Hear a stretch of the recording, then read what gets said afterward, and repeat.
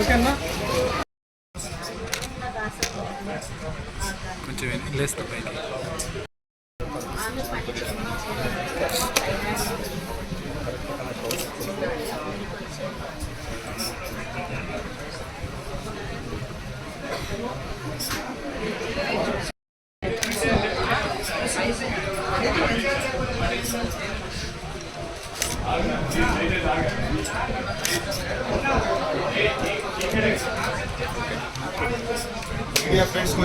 Okay sir.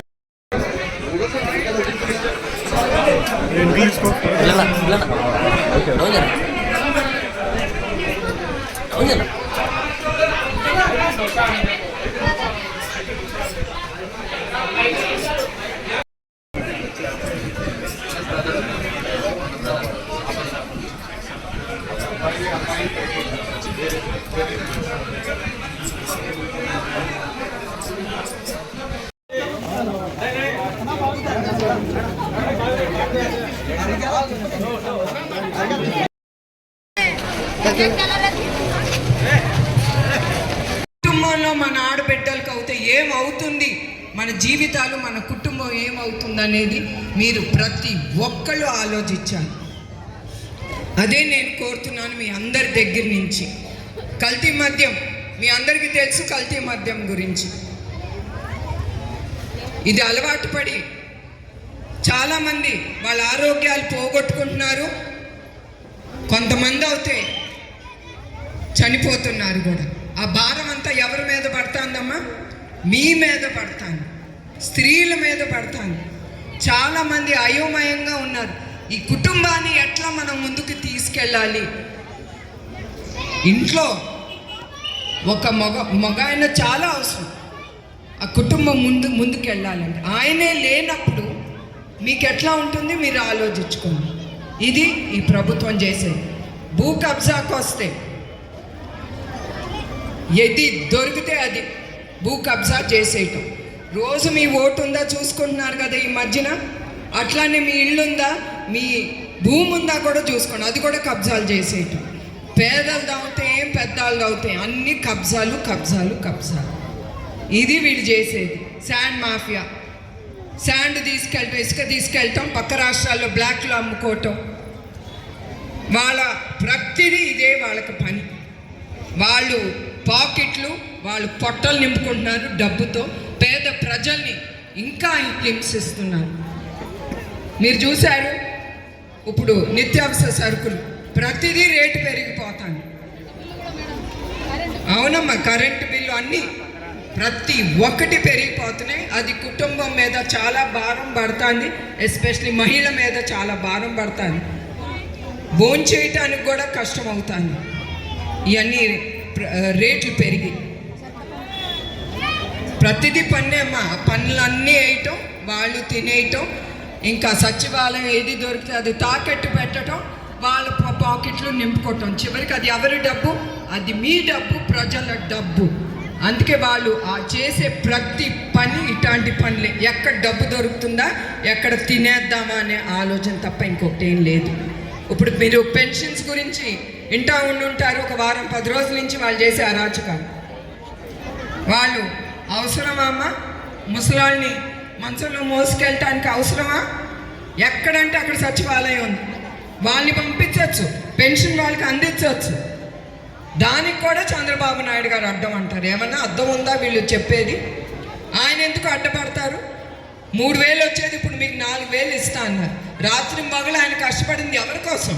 మీకోసం. మీకోసం కష్టపడిన ఆయన పెన్షన్ ఎందుకు ఇవ్వరు వృద్ధులకి? మీరు ఆలోచించాలి.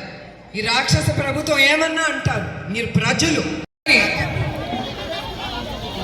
ఆకలి అనే మాట వాళ్ళు చూడకూడదు, వాళ్ళు వినకూడదు అని అన్నా క్యాంటీన్ ముందుకు తీసుకొచ్చారు. రోజుకి 2.5 లక్షల మంది భోంచేసేవారు పేద ప్రజలు అన్నా క్యాంటీన్లో. అట్లానే ఒక్క సంవత్సరంలో 7.5 కోట్ల మంది భోంచేశారు అన్నా క్యాంటీన్. మీరు అవన్నీ మర్చిపోకూడదు. అట్లాంటి అన్నా క్యాంటీన్ ఈ ప్రభుత్వం వచ్చి అన్ని మూత వేసి 360 క్యాంటీన్లు నడిచేది అన్నా క్యాంటీన్, అన్ని మూత వేసి పేద ప్రజల కడుపును కొట్టారు ఈ ప్రభుత్వం. అయినా కూడా కొంతమంది దాతలు, మన తెలుగుదేశం కార్యకర్తలు ముందుకొచ్చి అన్నా క్యాంటీన్లు మళ్ళీ ప్రారంభించారు.